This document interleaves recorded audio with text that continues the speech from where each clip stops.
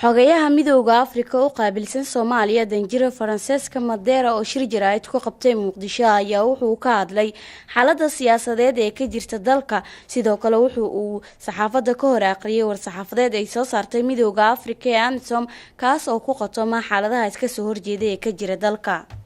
The African Union Commission and AMISOM respect the sovereignty of the people of Somalia and recognize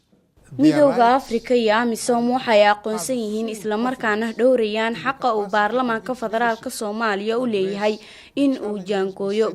goobta iyo qaabka ay u gudanayaan howshooda sidaas darteed ma aha waajibka AMISOM in ay jaangooyso goobta iyo qaabka ay tahay in ay u fuliyaan howlahooda baarlamaanka. waxaan jeclaan lahaa in aan aad u qeexo in midowga Afrika oo AMISOM matalaya kuna shaqeynaya bayaanka qaramada midoobay 2372 uu fulinayo wareejin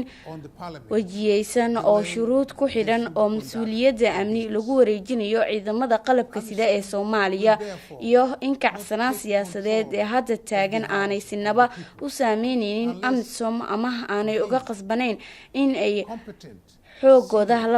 Somali authorities requested to do so in full respect and within the parameters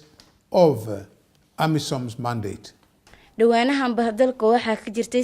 xaalad siyaasadeed oo aad iskaga soo horjeeda kuwaas oo u dhaxeeya hay'adaha fulinta iyo sharci dejinta.